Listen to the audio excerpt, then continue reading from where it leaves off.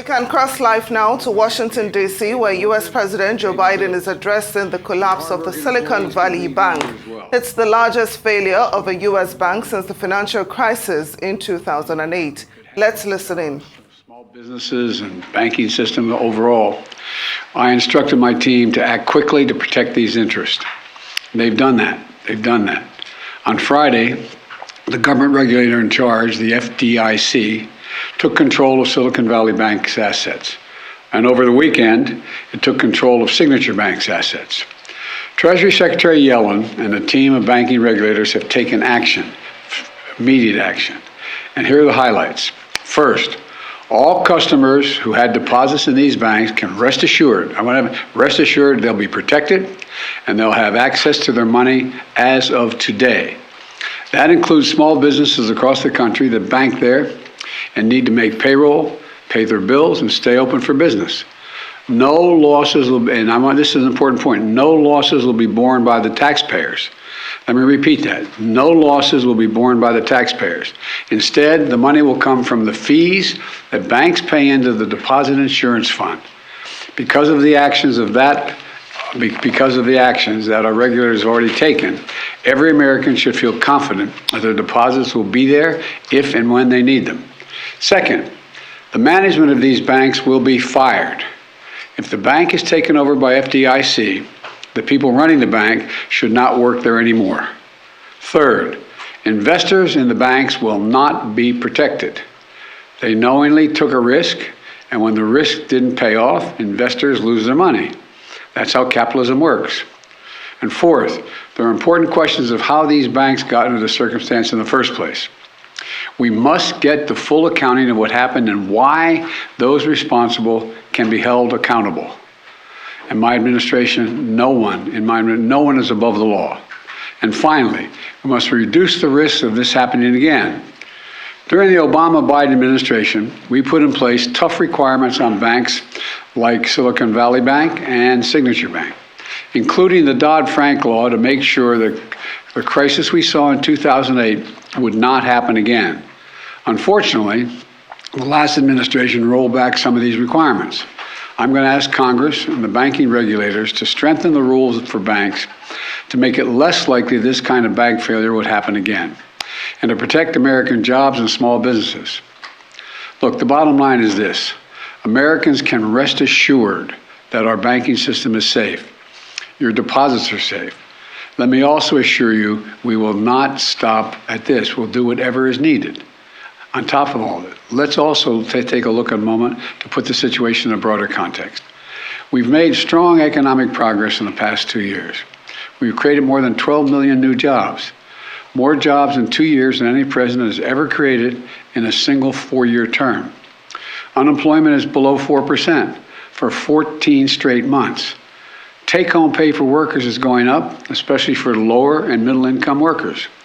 And we've seen record numbers of people apply to start new businesses, more than 10 million of them, more than 10 million applications over the last 2 years starting businesses. Now we need to keep this progress going. That's what swift action that my administration over the past few years is all about. Protecting depositors, protecting the banking system, protecting the economic gains we've made together for the American people. Thank you, God bless you, and may God protect our troops. See you in California. Mr. President, what do you know right now about why this happened? And can you assure Americans that there won't be a ripple effect? Do you expect other banks to fail, Mr. President? Should all depositors be protected at all? U.S. President Joe Biden there addressing the audience about the SV Bank collapse. And we have a Rise business analyst, Bode Ososami, joining us now from London to give his remarks on what President Biden just said. Thank you for joining us, Bode.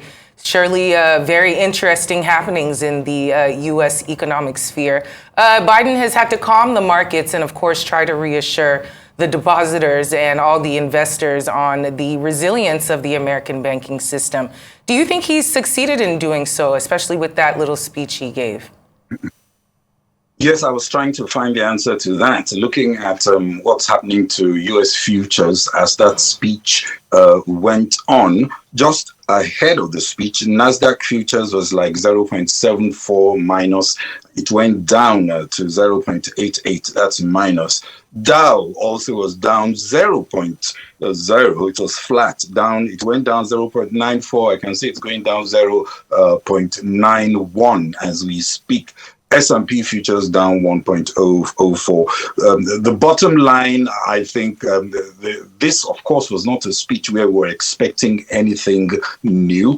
If you look at many of these regional banks, as we speak, Western Alliance Bank Core was actually down 65.7%.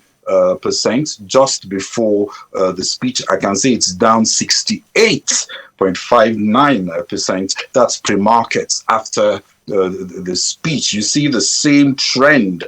First Republic Bank, which was actually down as much as 61% just before the speech, and is one of those regional banks that many were nervous was going to have issues. I'm just saying where they are as we speak, down 62.44%. So the bottom line is this has not made a huge impact either way, although I can see that futures are slightly lower or going further south as a result of that speech. The bottom line is if your president has to be telling you not to panic, markets read that as you really should be panicking. FTSE 100 is down 2.41%, which is about where it was before. DAX is down 2.81%. That's huge. CAC 40 is also down 2.7%. But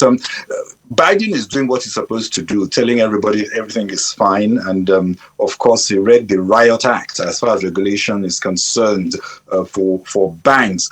First, we had Silvergate, then SVB, then Signature. Now Republic Bank is looking shaky.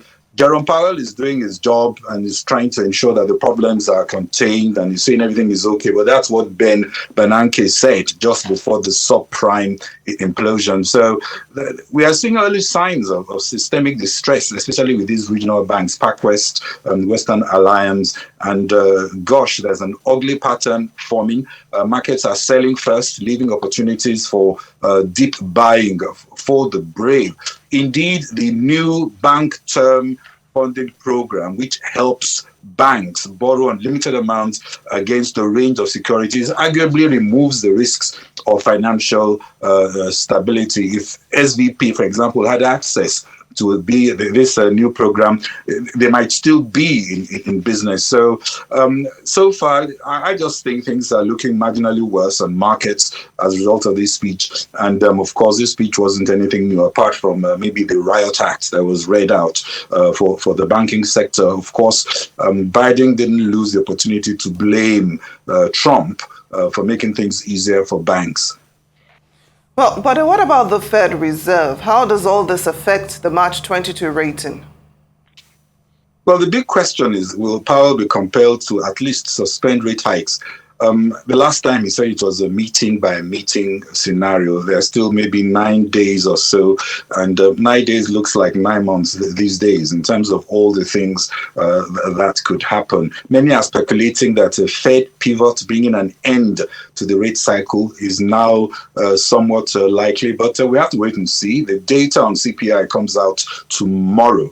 Many have shifted away from 50 basis points, now saying 96% probability of 25 basis points is what we are going to see. Goldman Sachs actually said there will be no rate hike at all on March the 22nd, and the subsequent periods we would see 25 basis points in May, 25 in June, 25 in July, and a terminal rate forecast of 5.25 to 5.50%. But these forecasts could easily change tomorrow, especially when we get the data. The other thing, of course, is that the forecast is based on Goldman Sachs' assumption that these issues that SVB is facing were idiosyncratic to SVB. That means peculiar to them and not systemic. But the reality could still prove otherwise, as everybody's watching German banks. The German SVB is now in focus. Of course, we know that in the UK they tried HSBC bought the SVB bank, but that hasn't even helped HSBC shares.